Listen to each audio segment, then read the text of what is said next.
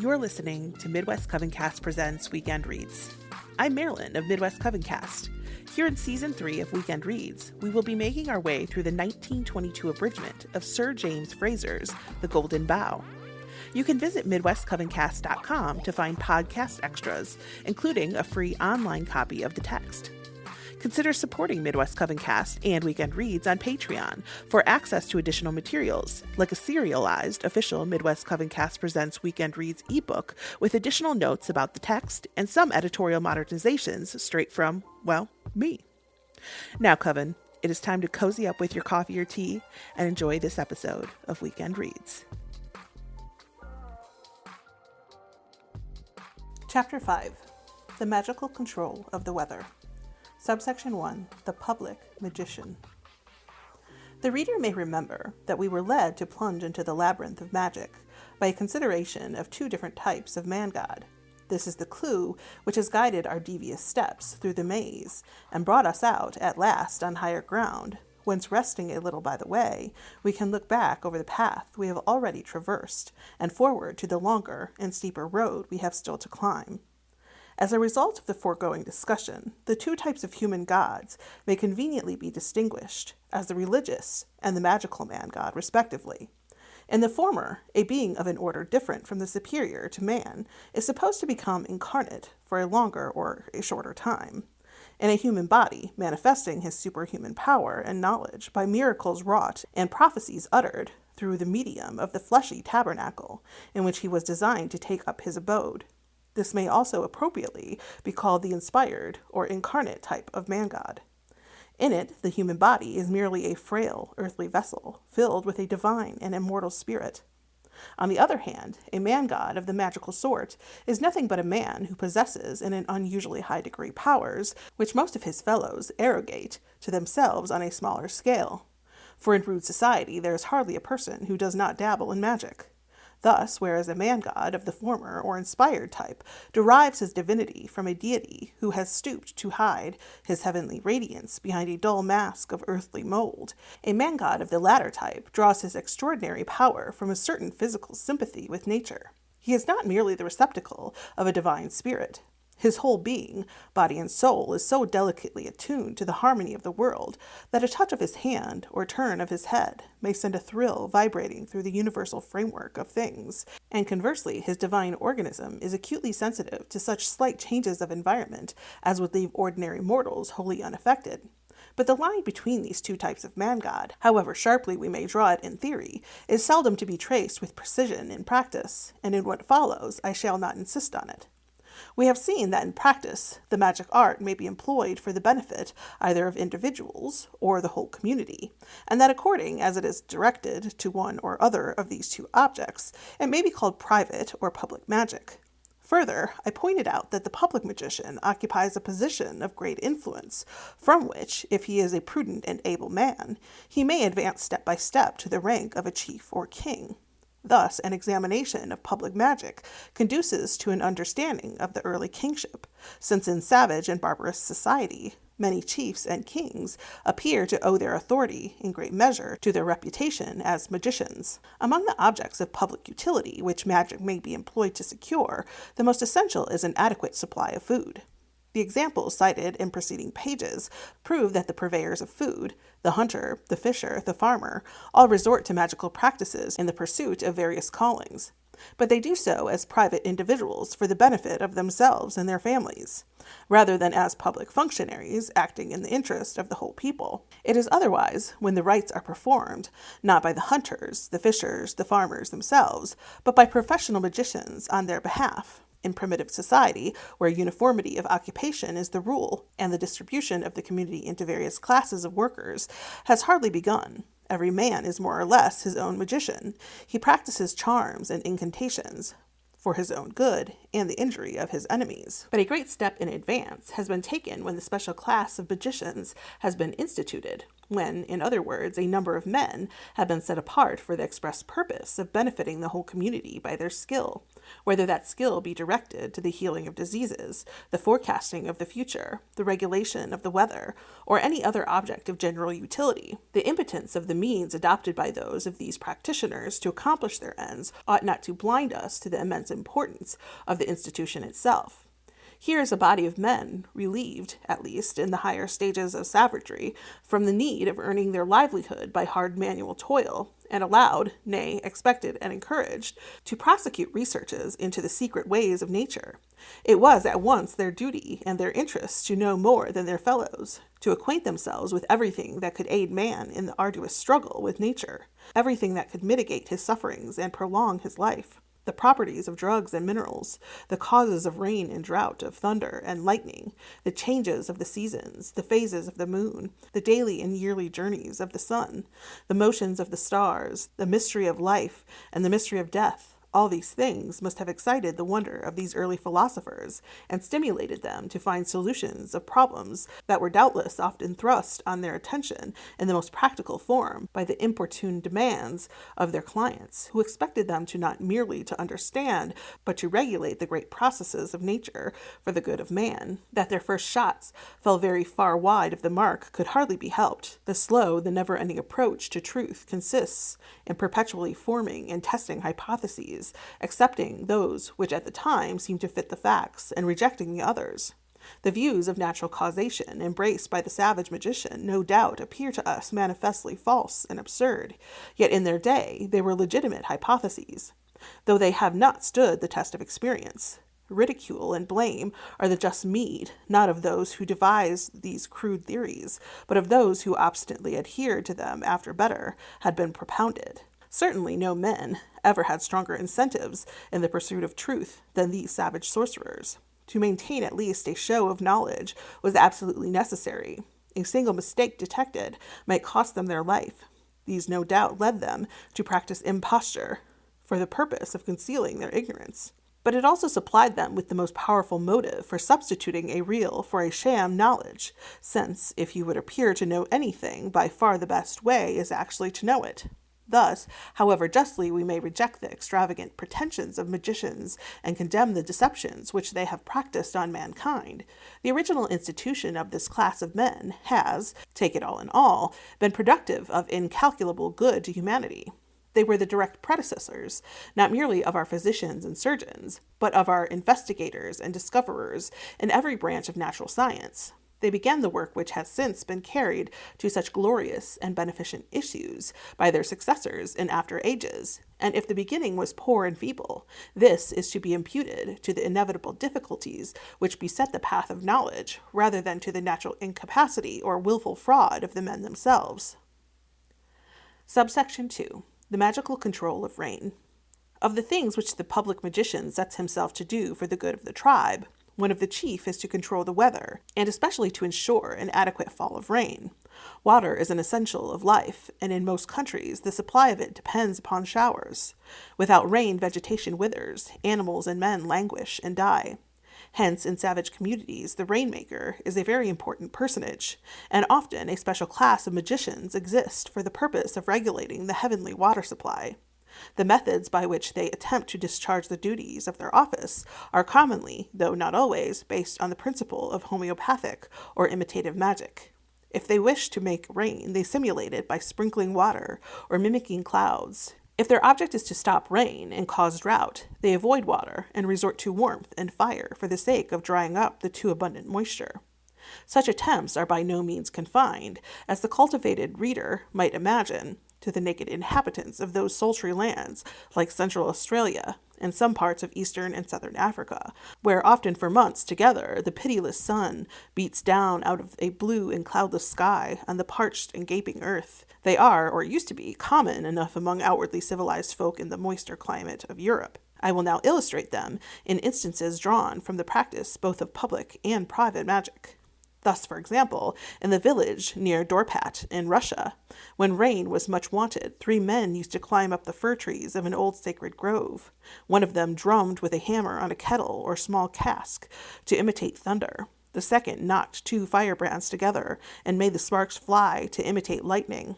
And the third, who was called the Rainmaker, had a bunch of twigs with which he sprinkled water from a vessel on all sides. To put an end to drought and bring down rain, women and girls of the village of Plaska are wont to go naked by night to the boundaries of the village, and there pour water on the ground. In Halmahera, or Gilolo, a large island to the west of New Guinea, a wizard makes rain by dipping a branch of a particular kind of tree in water, and then scattering the moisture from the dripping bough over the ground. In New Britain, the Rainmaker wraps some leaves of red and green, striped creeper, in a banana leaf, moistens the bundle with water, and buries it in the ground. Then he imitates with his mouth the plashing of rain. Amongst the Omaha Indians of North America, when the corn is withering for want of rain, the members of the Sacred Buffalo Society fill a large vessel with water, and dance 4 times round it. One of them drinks some of the water and spits it into the air, making a fine spray in imitation of a mist or drizzling rain. Then he upsets the vessel, spilling the water on the ground, whereupon the dancers fall down and drink up the water, getting mud all over their faces. Lastly, they squirt the water into the air, making a fine mist. This saves the corn. In springtime, the Natchez of North America used to club together to purchase favorable weather for their crops from the wizards. If rain was needed, the wizards fasted and danced with pipes full of water in their mouths. The pipes were perforated like the nozzle of a watering can, and through the holes the Rainmaker blew the water towards that part of the sky where the clouds hung heaviest. But if fine weather was wanted, he mounted the roof of his hut, and with extended arms, blowing with all his might, he beckoned to the clouds to pass by.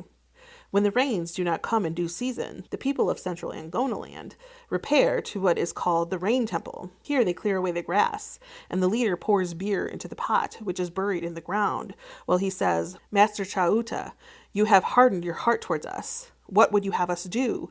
We must perish indeed. Give your children the rains. There is the beer we have given you." Then they all partake of the beer that is left over, even the children being made to sip it. Next they take branches of trees and dance and sing for rain. When they return to the village, they find a vessel of water set at the doorway of an old woman, so they dip their branches in it and wave them aloft so as to scatter the drops. After that, the sun is sure to come driving by in heavy clouds. In these practices, we see a combination of religion with magic. For while the scattering of the water drops by means of branches is purely magical ceremony, the prayer for rain and the offering of beer are purely religious rites. In the Mara tribe of northern Australia, the Rainmaker goes to a pool and sings over it his magic song. Then he takes some of the water in his hands, drinks it, and spits it out in various directions. After that, he throws water all over himself, scatters it about, and returns quietly to the camp. Rain is supposed to follow. The Arab historian Makrizi describes a method of stopping rain, which is said to have been restored to by a tribe of nomads called Al-Kamar in Hadramaut. They cut a branch from a certain tree in the desert, set it on fire, and then sprinkled the burning brand with water. After that, the vehemence of the rain abated, just as the water vanished when it fell on the glowing brand. Some of the eastern Angamis of Manipur are said to perform somewhat similar ceremony for the opposite purpose, in order namely to produce rain. The head of the village puts a burning brand on the grave of a man who has died of burns, and quenches the brand with water, while he prays that rain may fall. Here, the putting out of the fire with water, which is an imitation of rain, is reinforced by the influence of the dead man, who, having been burnt to death, will naturally be anxious for the descent of rain to cool his scorched body and assuage his pangs. Other people besides the Arabs have used fire as a means of stopping rain. Thus the Sulka of New Britain heat stones red hot in the fire, and then put them out in the rain, or they throw hot ashes in the air. They think that the rain will soon cease to fall, for it does not like to be burned by the hot stones or ashes. The Telugus send a little girl out naked into the rain with a burning piece of wood in her hand, which she has to show to the rain. That is supposed to stop the downpour. At Port Stephens in New South Wales, the medicine men used to drive away rain by throwing fire sticks into the air, while at the same time they puffed and shouted. Any man of the Anula tribe in northern Australia can stop rain by simply warming a green stick in the fire and then striking it against the wind. In time of severe drought, the Dieri of Central Australia, loudly lamenting the impoverished state of the country and their own half-starved condition, call upon the spirits of their remote predecessors, whom they call Muramuras, to grant them power to make a heavy rainfall. for they believe that the clouds are bodies in which rain is generated by their own ceremonies, or those of neighboring tribes, through the influence of the Muramuras. The way in which they set about drawing rain from the clouds is this. A hole is dug about 12 feet long and 8 or 10 broad, and over this hole a canonical hut of logs and branches is made. 2 wizards, supposed to have received a special inspiration from the Muramuras, are bled by an old and influential man with a sharp flint, and the blood drawn from their arms below the elbow is made to flow on the other men of the tribe, who sit huddled together in the hut. At the same time, the 2 bleeding men throw handfuls of down about, some of which adheres to the blood-stained bodies of their comrades, while the rest flows in the air. The blood is thought to represent the rain, and the down the clouds. During the ceremony, 2 large stones are placed in the middle of the hut. They stand for gathering clouds and presage rain. Then the wizards, who are bled, carry away 2 stones for about 10 or 15 miles, and place them as high as they can in the tallest tree. Meanwhile, the other men gather gypsum, pound it fine, and throw it into a water hole. This the Muramuras see, and at once they cause clouds to appear in the sky. Lastly, the men, young and old, surround the hut, and stooping down, butt at it with their heads, like so many rams. Thus they force their way through it, and reappear on the other side, repeating the process till the hut is wrecked. In doing this, they are forbidden to use their hands or arms, but when the heavy logs alone remain, they are allowed to pull them out with their hands. The piercing of the hut with their heads symbolizes the piercing of the clouds, the fall of the hut, the fall of the rain. Obviously, too, the act of placing high up in trees the 2 stones, which stand for clouds, is a way of making real clouds to mount up in the sky. The Dieri also imagine that the foreskins taken from lads at circumcision have a great power of producing rain. Hence, the great council of the tribe always keeps a small stock of foreskins ready for use. They are carefully concealed, being wrapped up in feathers, with the fat of the wild dog and the carpet snake. A woman may not see such a parcel opened on any account. When the ceremony is over, the foreskin is buried, its virtue being exhausted. After the rains have fallen, some of the tribe always undergo a surgical operation, which consists in cutting the skin of the chest and arms with a sharp flint. The wound is then tapped with a flat stick to increase the flow of blood, and red ochre is rubbed into it. Raised scars are thus produced. The reason alleged by the natives for this practice is that they are pleased with the rain, and that there is a connection between the rain and the scars. Apparently, the operation is not very painful, for the patient laughs and jokes while it is going on. Indeed, little children have been seen to crowd around the operator and patiently take their turn. Then, after being operated on, they ran away, expanding their little chests and singing for the rain to beat upon them. However, they were not so well pleased next day, when they felt their wounds stiff and sore. In Java, when the rain is wanted, 2 men will sometimes thrash each other with supple rods. All the blood flows down their backs. The streaming blood represents the rain, and no doubt is supposed to make it fall on the ground. The people of Egeo, a district of Abyssinia, used to engage in sanguinary conflicts with each other, village against village, for a week together every January, for the purpose of procuring rain. Some years ago, the emperor Menelik forbade the custom. However, the following year the rain was deficient, and the popular outcry so great that the emperor yielded to it, and allowed the murderous fights to be resumed, but for 2 days a year only. The writer who mentions the custom regards the bloodshed on these occasions as a propitiatory sacrifice offered to spirits who control the showers. But perhaps, as in the Australian and Havanese ceremonies, it is an imitation of rain. The prophets of Bough, who sought to procure rain by cutting themselves with knives till the blood gushes out, may have acted on the same principle. There is widespread belief that twin children possess magical powers over nature, especially over rain and the weather.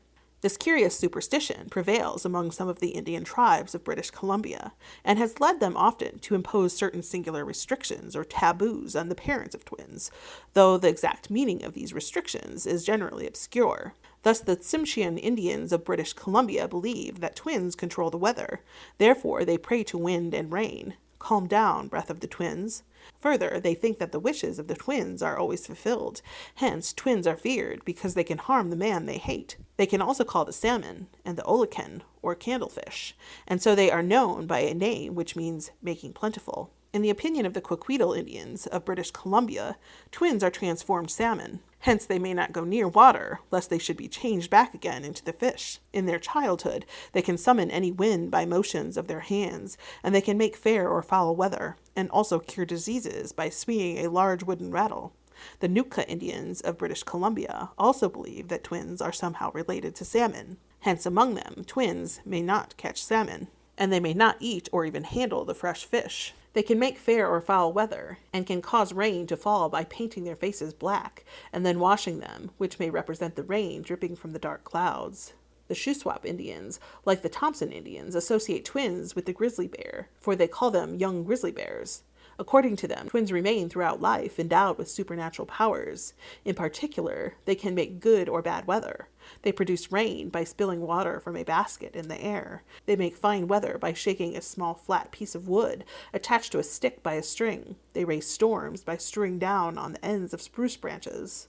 The same power of influencing the weather is attributed to twins by the Baranga, a tribe of Bantu who inhabit the shores of Delgoa Bay in southeastern Africa. They bestow the name of Tilo, that is the sky, on a woman who has given birth to twins, and the infants themselves are called the children of the sky. Now, when the storms, which generally burst in the months of September and October, have been looked for in vain, when a drought with its prospect of famine is threatening, and all nature scorched and burnt up by a sun that has shone for 6 months from a cloudless sky, is panting for the beneficent showers of the South African spring, the women perform ceremonies to bring down the longed-for rain on the parched earth, stripping themselves of all their garments. They assume in their stead girdles and headdresses of grass, or short petticoats made of leaves of a particular sort of creeper. Thus attired, uttering peculiar cries and singing ribald songs, they go about from well to well, cleansing them of the mud and impurities which have accumulated in them. The wells, it may be said, are merely holes in the sand, where a little turbid, unwholesome water stagnates. Further, the women must repair to the house of one of their gossips, who has given birth to twins, and must drench her with water, which they carry in little pitchers. Having done so, they go on their way, shrieking out their loose songs and dancing immodest dances. No man may see these leaf-clad women doing their rounds. If they meet a man, they maul him and thrust him aside. When they have cleansed the wells, they must go and pour water on the graves of their ancestors in the sacred grove. It often happens, too, that at the bidding of the wizard, they go and pour water on the graves of twins, for they think that the grave of a twin ought always to be moist, for which reason twins are regularly buried near a lake.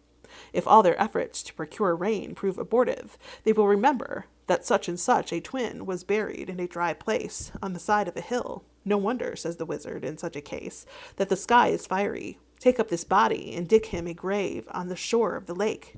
His orders are at once obeyed, for this is supposed to be the only means of bringing down the rain. Some of the foregoing facts strongly support an interpretation which Professor Oldenburg has given of the rules to be observed by a Brahmin who would learn a particular hymn of the ancient Indian collection, known as the Samaveda. The hymn, which bears the name of the Sakvari song, was believed to embody the might of Indra's weapon, the thunderbolt, and hence, on account of the dreadful and dangerous potency with which it was thus charged, the bold student who essayed to master it had to be isolated from his fellow men, and to retire from the village into the forest. Here, for a space of time, which might vary, according to different doctors of the law, from 1 to 12 years, he had to observe certain rules of life, among which were the following.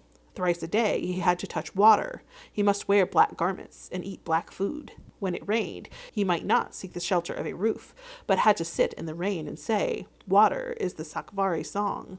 When the lightning flashed, he said, "That is like the Sakvari song." When the thunder pealed, he said, "The Great One is making a noise." He might never cross a running stream without touching water. He might never set foot on a ship unless his life were in danger, and even then he must be sure to touch water when he went on board. For in water, so ran the saying, lies the virtue of the Sakvari song. When at last he was allowed to learn the song itself, he had to dip his hands in a vessel of water, in which plants of all sorts had been placed. If a man walked in the way of all these precepts, the rain god, Parjanya, it was said, would send rain at the wish of that man.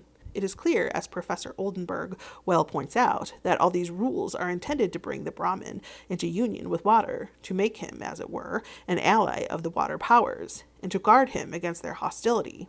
The black garments and the black food have the same significance. No one will doubt that they refer to the rain clouds when he remembers that a black victim is sacrificed to procure rain. It is black, for such is the nature of rain.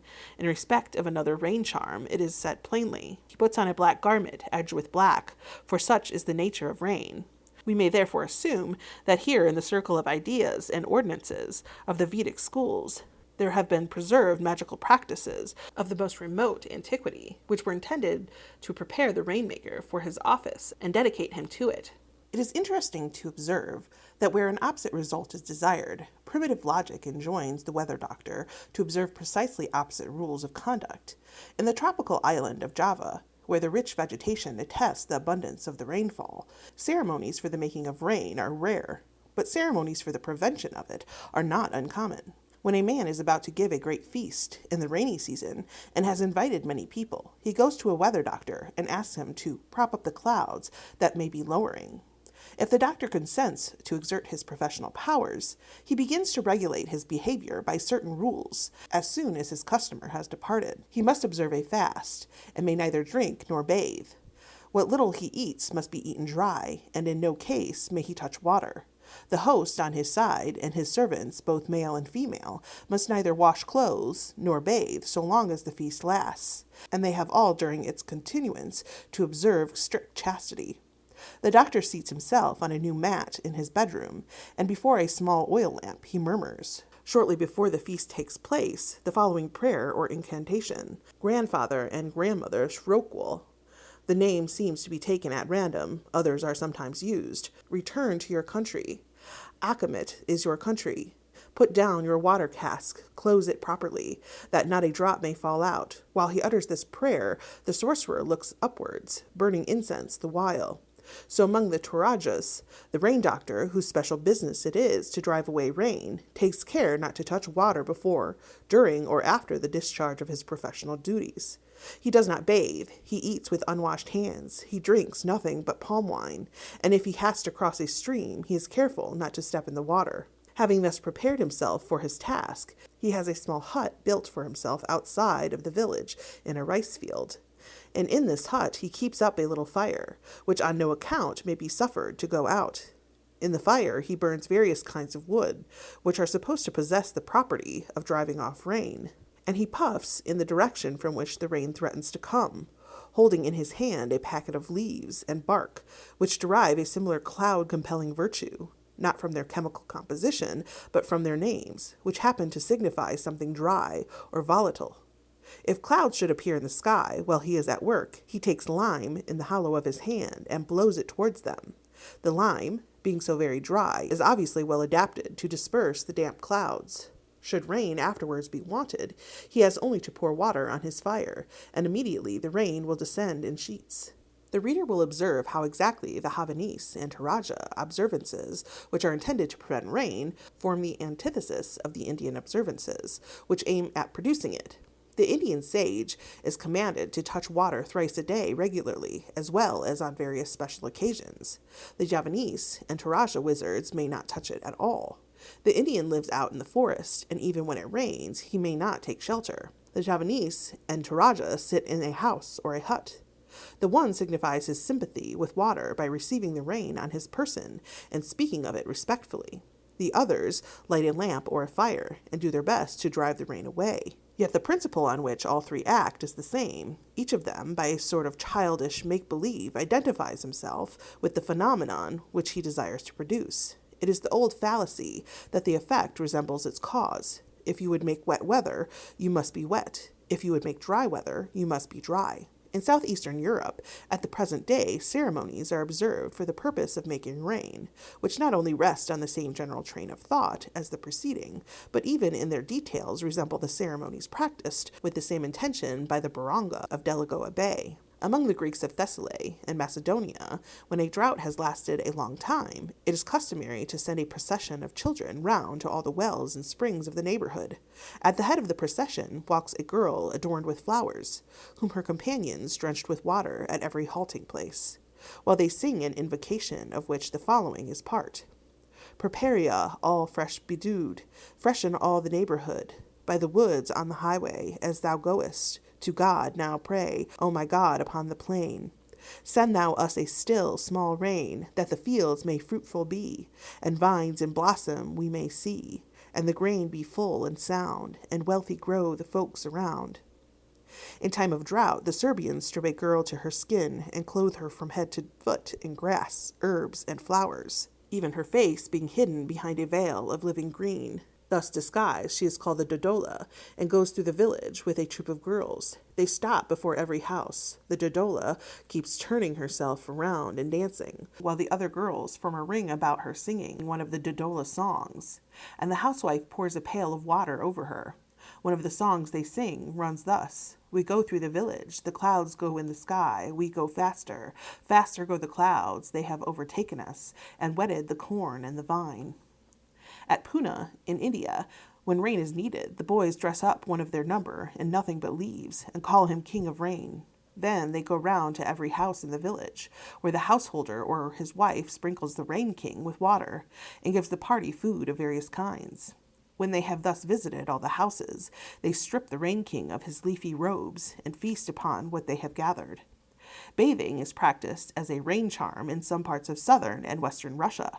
Sometimes after service in church, the priest, in his robes, has been thrown down on the ground and drenched with water by his parishioners.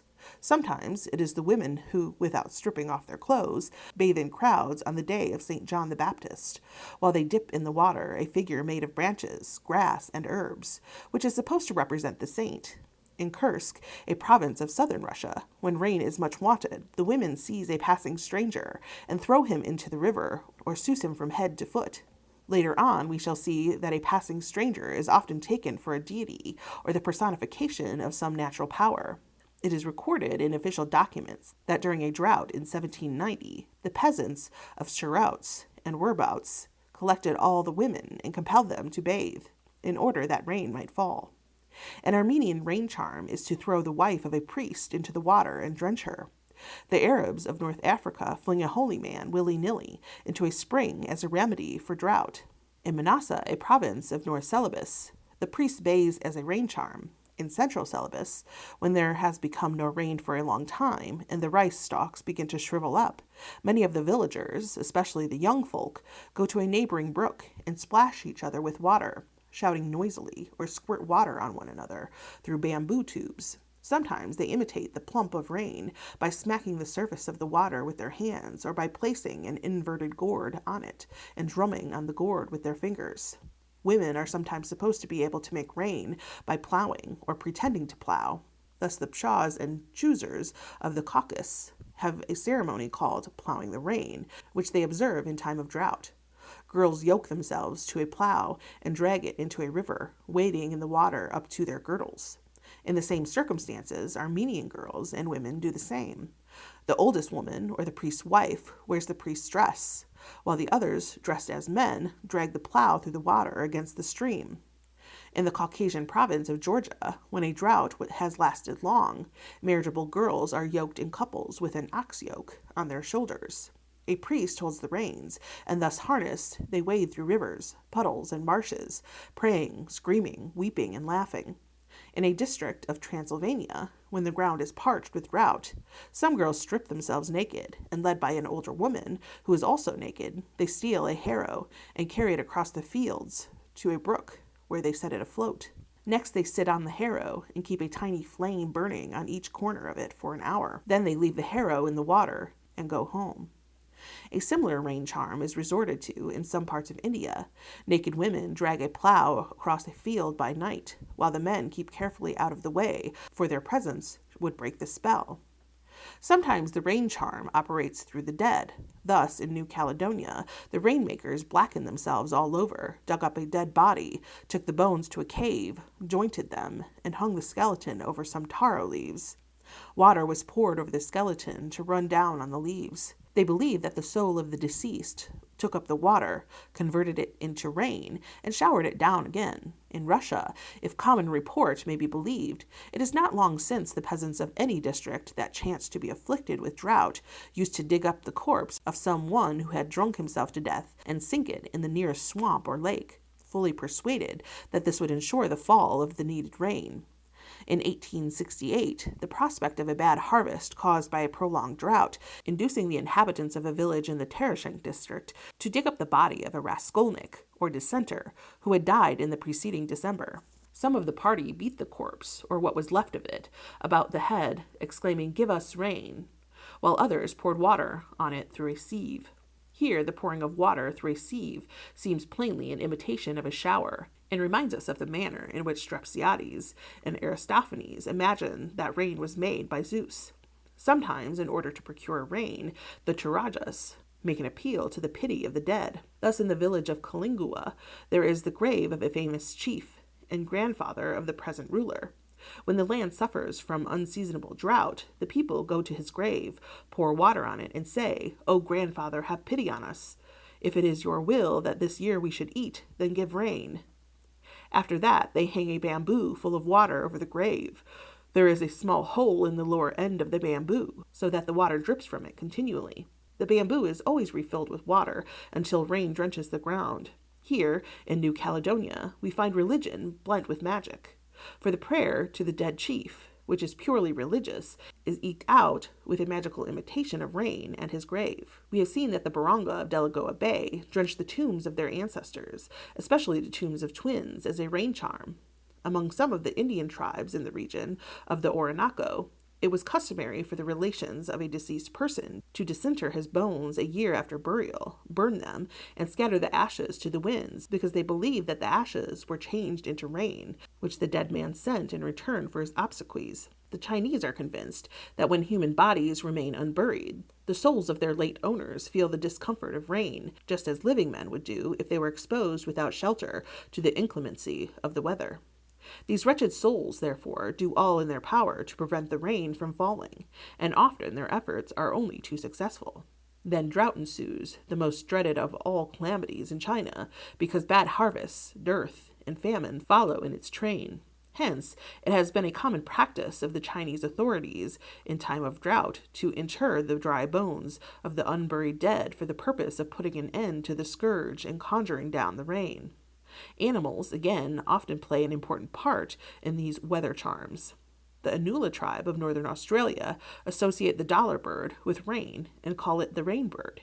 A man who has the bird for his totem can make rain at a certain pool. He catches a snake, puts it alive into the pool, and after holding it under water for a time, takes it out, kills it, and lays it down by the side of the creek. Then he makes an arched bundle of grass stalks in imitation of a rainbow and sets it up over the snake.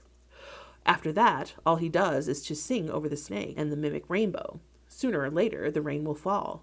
They explain this procedure by saying that long ago, the dollar bird had as a mate at this spot a snake who lived in a pool and used to make rain by spitting up into the sky till a rainbow and clouds appeared and rain fell.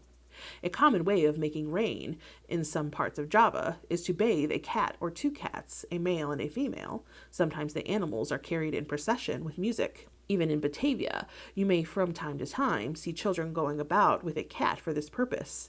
When they have ducked it in a pool, they let it go. Among the Wambagwe of East Africa, when the sorcerer desires to make rain, he takes a black sheep and a black calf in a bright sunshine, and has them placed on the roof of the common hut in which the people live together. Then he slits the stomachs of the animals and scatters their contents in all directions. After that, he pours water and medicine into a vessel. If the charm has succeeded, the water boils up and rain follows. On the other hand, if the sorcerer wishes to prevent rain from falling, he withdraws into the interior of the hut, and there he heats a rock crystal in a calabash. In order to procure rain, the Wagogo sacrifice black fowls, black sheep, and black cattle at the graves of dead ancestors, and the Rainmaker wears black clothes during the rainy season. Among the Matabele, the rain charm employed by sorcerers was made from the blood and gall of a black ox. In a district of Sumatra, in order to procure rain, all the women of the village, scantily clad, go to the river, wade into it, and splash each other with the water. A black cat is thrown into the stream and made to swim about for a while, then allowed to escape to the bank, pursued by the splashing of the women. The Garos of Assam offer a black goat on the top of a very high mountain in time of drought. In all these cases, the color of the animal is part of the charm. Being black, it will darken the sky with rain clouds. So the Bechuanas burn the stomach of an ox at evening, because they say the black smoke will gather the clouds and cause the rain to come. The Timorese sacrifice a black pig to the earth goddess for rain, a white or red one to the sun god for sunshine. The Angoni sacrifice a black ox for rain and a white one for fine weather. Among the high mountains of Japan, there is a district in which, if rain has not fallen for a long time, a party of villagers goes in procession to the bed of a mountain torrent, headed by a priest who leads a black dog. At the chosen spot, they tether the beast to a stone and make it a target for their bullets and arrows. When its lifeblood bespatters the rocks, the peasants throw down their weapons and lift up their voices in supplication to the dragon divinity of the stream, exhorting him to send down forthwith a shower to cleanse the spot from its defilement. Custom has prescribed that on these occasions the color of the victim shall be black, as an emblem of the wished-for rain clouds, but if fine weather is wanted, the victim must be white without a spot. The intimate association of frogs and toads with water has earned for these creatures a widespread reputation as custodians of rain, and hence they often play a part in charms designed to draw needed showers from the sky. Some of the Indians of the Orinoco held the toad to be the god or lord of the waters, and for that reason feared to kill the creature. They have been known to keep frogs under a pot and to beat them with rods when there was a drought. It is said that the Aymara Indians often make little images of frogs and other aquatic animals and place them on the tops of the hills as a means of bringing down rain. The Thompson Indians of British Columbia and some people in Europe think that to kill a frog will cause rain to fall. In order to procure rain, people of low caste in the central provinces of India will tie a frog to a rod covered with green leaves and branches of the neem tree, Zataracha indica, and carry it from door to door singing, "Send soon, O frog, the jewel of water, and ripen the wheat and millet in the field." The Kapuz or Reddys are a large caste of cultivators and landowners in the Madras Presidency. When rain falls, women of the caste will catch a frog and tie it alive to a new winnowing fan made of bamboo. On this fan, they spread a few margosa leaves and go from door to door singing, "Lady Frog must have her bath. O rain god, give a little water for her at last." While the Kapu women sing this song, the woman of the house pours water over the frog and gives an alms, convinced that by doing so she will soon bring rain down in torrents. Sometimes, when a drought has lasted a long time, people drop the usual hocus-pocus of imitative magic altogether, and being far too angry to waste their breath in prayer, they seek by threats and curses, or even downright physical force, to extort the waters of heaven from the supernatural being who has, so to say, cut them off at the main. In a Japanese village, when the guardian divinity had long been deaf to the peasants' prayers for rain, they at last drew down his image, and with curses loud and long, hurled it head foremost into a stinking rice field. "There," they said, "you may stay yourself for a while and see how you will feel after a few days' scorching in this boiling sun that is burning the life from our crackling fields." In the like circumstances, the Falupes of Senegambia cast down their fetishes and drag them about the fields, cursing them till rain falls. The Chinese are adepts in the art of taking the kingdom of heaven by storm. Thus, when rain is wanted, they make a huge dragon of paper or wood to represent the rain god, and carry it about in procession. But if no rain follows, the mock dragon is execrated and torn to pieces. At other times, they threaten and beat the god if he does not give rain. Sometimes they publicly depose him from the rank of deity. On the other hand, if the wished-for rain falls, the god is promoted to a higher rank by an imperial decree. In April 1888, the mandarins of Canton prayed to the god Lung Wong to stop the incessant downpour of rain, and when he turned a deaf ear to their petitions, they put him in a lockup for 5 days. This had a salutary effect. The rain ceased, and the god was restored to liberty. Some years before, in time of drought, the same deity had been chained and exposed to the sun for days in the courtyard of his temple, in order that he might feel for himself the urgent need of rain. So when the Siamese need rain, they set out their idols in the blazing sun. But if they want dry weather, they unroof the temples and let the rain pour down on the idols. They think that the inconvenience to which the gods are thus subjected will induce them to grant the wishes of their worshippers. The reader may smile at the meteorology of the Far East, but precisely similar modes of procuring rain have been resorted to in Christian Europe within our own lifetime. By the end of April 1893, there was great distress in Sicily for lack of water. The drought had lasted 6 months. Every day the sun rose and set in a sky of cloudless blue. The gardens of the Conca d'Oro, which surrounded Palmero with a significant belt of verdure, were withering. Food was becoming scarce. The people were in great alarm. All the most approved methods of procuring rain had been tried without effect. Processions had traversed the streets and the fields. Men, women, and children, telling their beads, had lain whole nights before the holy images. Consecrated candles had burned day and night in the churches. Palm branches blessed on Palm Sunday had been hung on the trees. At Sola Peruda, in accordance with a very old custom, the dust swept from the churches on Palm Sunday had been spread on the fields. In ordinary years, these holy sweepings preserved the crops, but that year, if you will believe me, they had no effect whatever. At Nicosia, the inhabitants, bareheaded and barefoot, carried the crucifixes through all the wards of the town and scourged each other with iron whips. It was all in vain. Even the great St. Francis of Paolo himself, who annually performs the miracle of rain and is carried every spring through the market gardens, either could not or would not help. Masses, vespers, concerts, illuminations, fireworks, nothing could move him. At last the peasants began to lose patience. Most of the saints were banished. At Palmero, they dumped St. Joseph in the garden to see the state of things for himself, and they swore to leave him there in the sun till rain fell. Other saints were turned like naughty children with their faces to the wall. Others again, stripped of their beautiful robes, were exiled far from their parishes, threatened, grossly insulted, ducked in horse ponds. At Caltanissetta, the golden wings of St. Michael, the archangel, were torn from his shoulders and replaced with the wings of pasteboard. His purple mantle was taken away, and a clout wrapped about him instead. At Licata, the patron saint, St. Angelo, fared even worse, for he was left without any garments at all. He was reviled, he was put in irons, he was threatened with drowning or hanging. "Rain or the rope," roared the angry people at him, as they shook their fists in his face. Sometimes an appeal is made to the pity of the gods. When their corn is being burnt up by the sun, the Zulus look out for a heaven bird, kill it, and throw it into a pool. Then the heaven melts with tenderness for the death of the bird. It wails for it by raining, wailing a funeral wail. In Zululand, women sometimes bury their children up to the neck in the ground, and then, retiring to a distance, keep up a dismal howl for a long time. The sky is supposed to melt with pity at the sight. Then the women dig the children out and feel sure the rain will soon follow.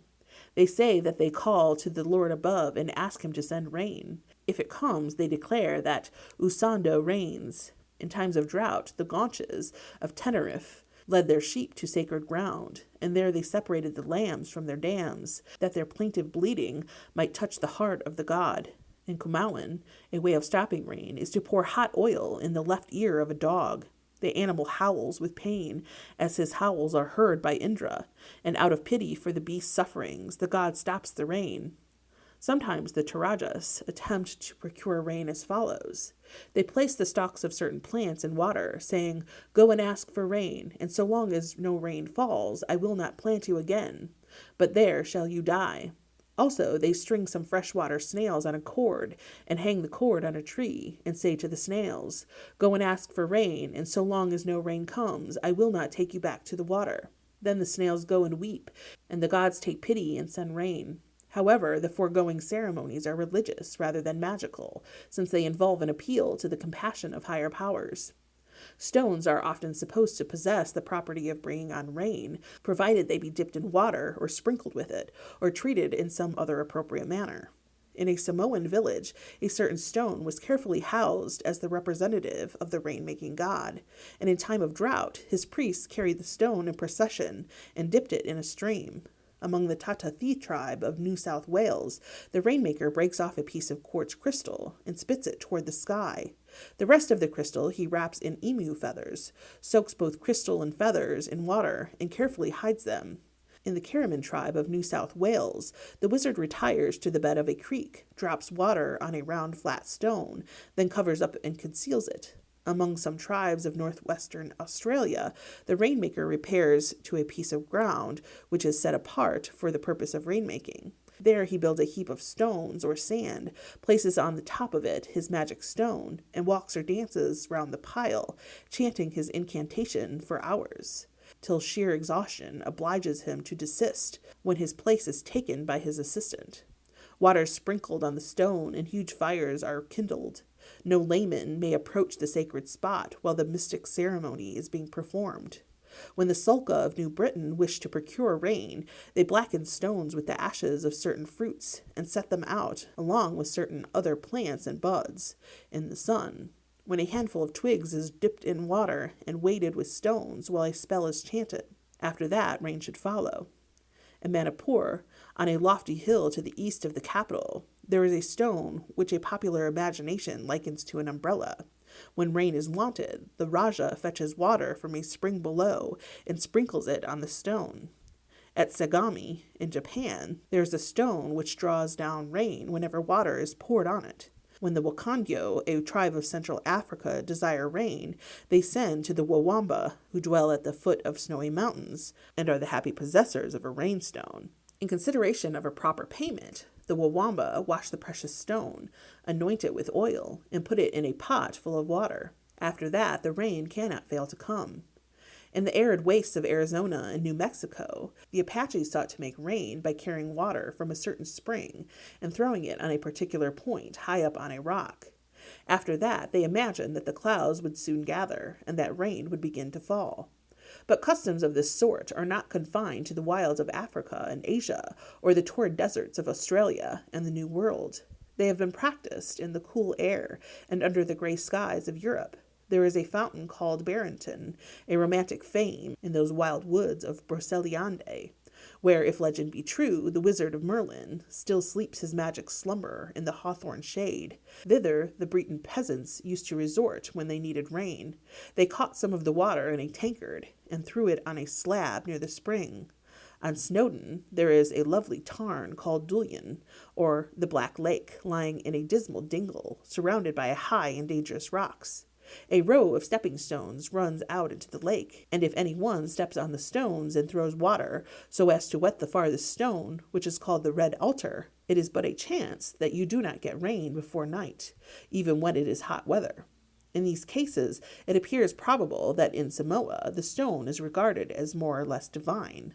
This appears from the custom sometimes observed by dipping a cross in the fountain of Barrington to procure rain, for this is plainly a Christian substitute for the old pagan way of throwing water on the stone. At various places in France it is, or used till lately be, the practice to dip the image of a saint in water, as a means of procuring rain. Thus, beside the old priory of Comangi, there is a spring at St. Gervais, whither the inhabitants go in procession to obtain rain or fine weather, according to the needs of the crops.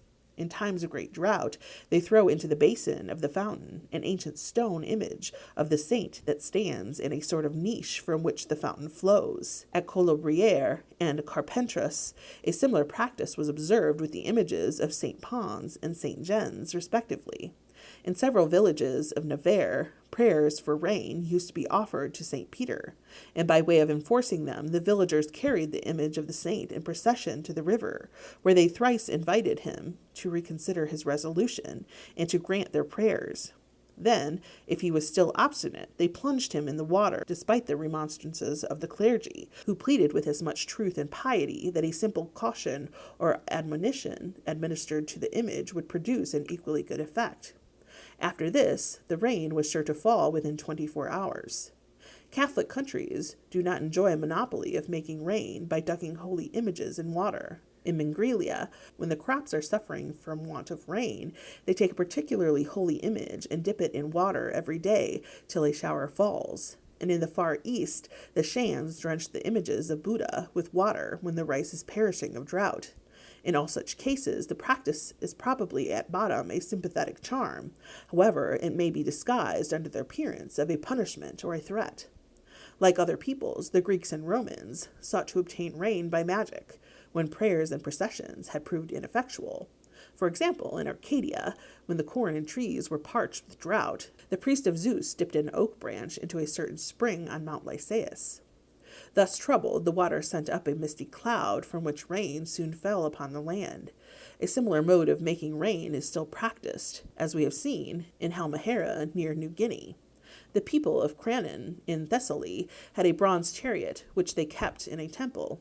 When they desired a shower, they shook the chariot, and the shower fell. Probably the rattling of the chariot was meant to imitate thunder. We have already seen that mock thunder and lightning form part of a rain charm in Russia and Japan.